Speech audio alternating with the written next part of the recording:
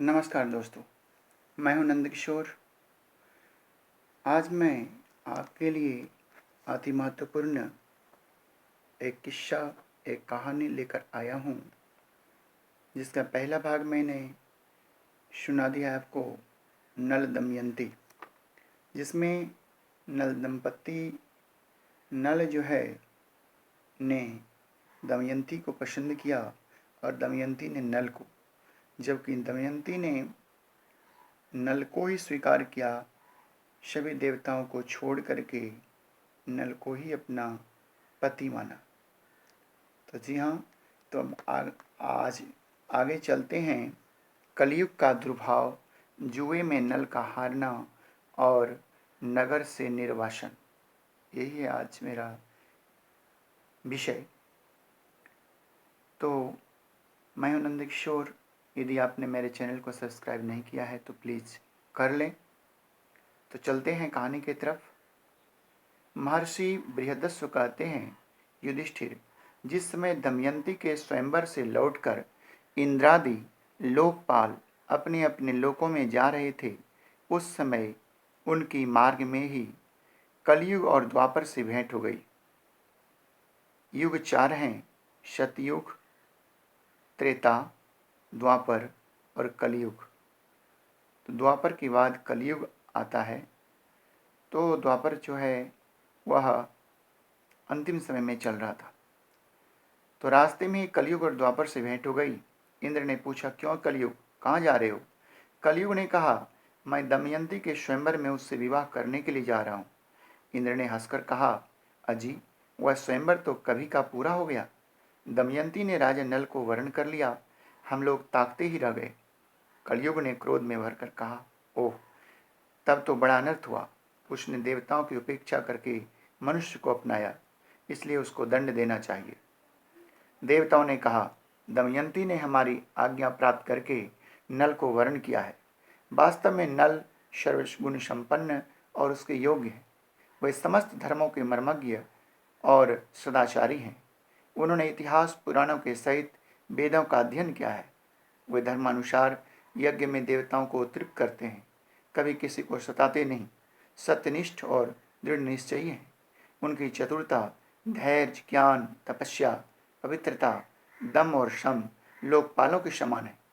उनको शाप देना तो नरक की धधकती आग में गिरना है। यह कहकर देवता लोग चले गए।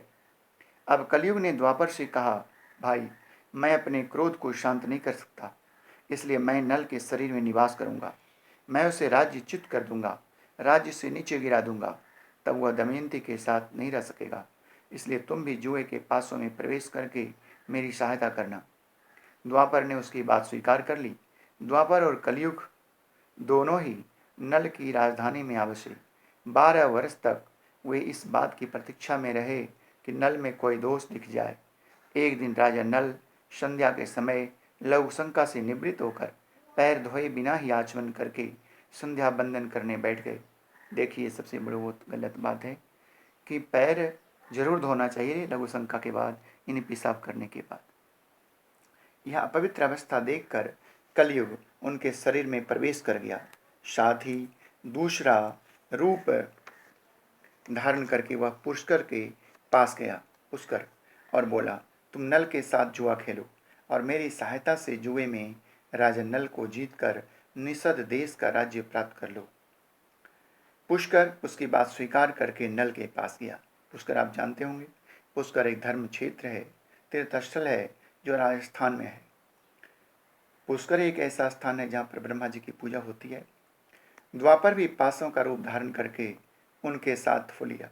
जब पुष्कर ने राजा नल से बार बार जुआ खेलने का आग्रह किया, तब राजा नल दमयंती के सामने अपने भाई की बार बार की ललकार को सहन की। उन्होंने उसी समय पासे खेलने का निश्चय कर लिया। उस समय नल के शरीर में कलयुग घुसा हुआ था, इसलिए राजा नल दाव में सोना, चांदी, रथ, वाहन आदि जो कुछ लगाते वह हार जाते। प्रजा और मंत्रियों ने बड़ी व्याकुलता के साथ राजा नल से मिलकर जुए को रोकना चाहा और फिर आकर फाटक के सामने खड़े हो गए। उनका अभिप्राय जानकर द्वारपाल रानी दमयंती के पास गया और बोला कि आप महाराज से निवेदन कर दीजिए। आप धर्म और अर्थ के तत्वज्ञ हैं। आपकी सारी प्रजा आपका दुख सह्य न होने के कारण कार्यवश दरवाजे पर आकर खड़ी है। दमयंती स्वयं दुख के मारे दुर्बल और अचेत हुई जा रही थी। उसने आंखों में आंसू भरकर गदगद कंठ से महाराज के सामने निवेदन किया, स्वामीन, नगर की राजभक्त और प्रजा और मंत्रिमंडल के लोग आपसे मिलने आए हैं और ड्योढ़ी पर खड़े हैं। आप उनसे मिल लीजिए। परंतु नल कलयुग का आवेश होने के कारण कुछ भी नहीं बोले। मंत्रिमंडल और प्रजा के लोग शोकग्रस्त होकर लौट गए। पुष्कर और नल में कई महीनों तक जुआ होता रहा तथा राजा नल बराबर हारते गए। राजा नल जुए में जो पासे फेंकते वे बराबर ही उनके प्रतिकूल पड़ते। सारा धन हाथ से निकल गया। जब दमयंती को इस बात का पता चला तब उसने बृहत्सेना नाम की धाय के द्वारा राजा नल के सारथी वार्ष्णेय को बुलवाया और उससे कहा, सारथी, तुम राजा के प्रेम पात्र हो। अब यह बात तुमसे छिपी नहीं है कि महाराज बड़े संकट में पड़ गए हैं, इसलिए तुम घोड़ों को रथ में जोड़ लो और मेरे दोनों बच्चों को रथ में बैठाकर कुंडी नगर में ले जाओ। तुम रथ और घोड़ों को भी वहीं छोड़ देना। तुम्हारी इच्छा हो तो वहीं रहना, नहीं तो कहीं दूसरी जगह चले जाना। सारथी ने दमयंती के कथनानुसार मंत्रियों से सलाह करके बच्चों को कुंडीनपुर में पहुंचा दिया। रथ और घोड़े जो थे वहीं छोड़ दिए तथा स्वयं वहां से पैदल ही चलकर अयोध्या जा पहुंचा और वहीं राजा ऋतुपर्ण के पास सारथी का काम करने लगा।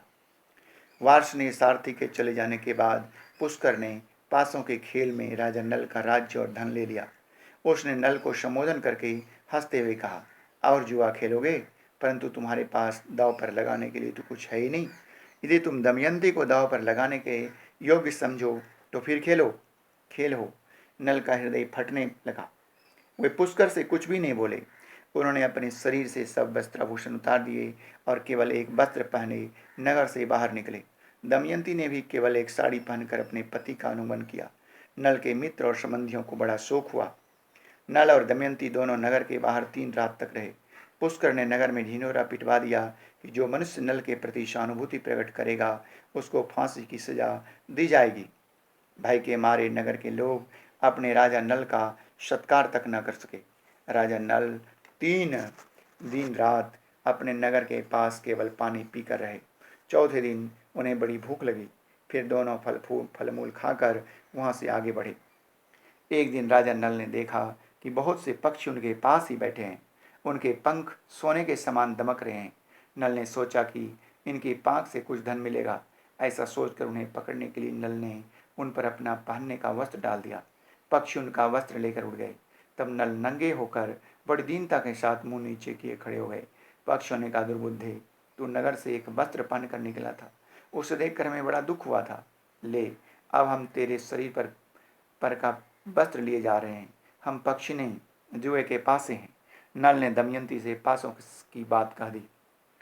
इसके बाद नल ने कहा, प्रिय, तुम देख रही हो, यहाँ बहुत से मार्ग हैं। एक अवंती की ओर जाता है और दूसरा ऋक्षवान पर्वत पर होकर दक्षिण देश को। सामने विंध्याचल पर्वत है। यह पयोष्णी नदी समुद्र में मिलती है। हे महर्षियों के आश्रम है, यहाँ जो है महर्षियों के आश्रम है। सामने का रास्ता विदर्भ देश को जाता है। यह कौशल देश का मार्ग है। इस प्रकार राजा नल दुख और शोक से भरकर बड़ी सावधानी के साथ दमयंती को भिन्न भिन्न मार्ग और आश्रम बतलाने लगे। दमयंती की आंखें आंसू से भर गई। वह गदगद स्वर से कहने लगी, स्वामीन, आप क्या सोच रहे हैं? मेरे अंग शिथिल हो रहे हैं और मेरा हृदय उद्विग्न हो रहा है। आपका राज्य गया, धन गया, आपके शरीर पर वस्त्र नहीं रहा। आप थके मांदे तथा भूखे प्यासे हैं। क्या मैं आपको इस निर्जन वन में छोड़कर अकेली कहीं जा सकती हूँ? मैं आपके साथ रहकर आपके दुख दूर करूँगी। दुख के अवसरों पर पत्नी पुरुष के लिए औषध है। वह धैर्य देकर पति के दुख को कम करती हैं। यह बात वैद्य भी स्वीकार करते हैं। नल ने कहा, प्रिय, तुम्हारा कहना ठीक है। पत्नी मित्र है, पत्नी औषध है, परंतु मैं तो तुम्हारा त्याग करना नहीं जान चाहता। तुम ऐसा संदेह क्यों कर रही हो? दमयंती बोली, आप मुझे छोड़ना नहीं चाहते, परंतु विदर्भ देश का मार्ग क्यों बतला रहे हो? मुझे निश्चय है कि आप मेरा त्याग नहीं कर सकते। फिर भी इस समय आपका मन उल्टा हो गया है, इसलिए ऐसी शंका करती हूँ। आपके मार्ग बताने से मेरा मन दुखता है। यदि आप मुझे मेरे पिता या किसी संबंधी के घर भेजना चाहते हो तो ठीक है, हम दोनों साथ साथ चलें। मेरे पिता आपका सत्कार करेंगे। आप वहीं सुख से रहिएगा। नल ने कहा, प्रिय, तुम्हारा पिता जो है राजा है और मैं भी कभी राजा था। इस समय मैं संकट में पड़कर उनके पास नहीं जाऊंगा।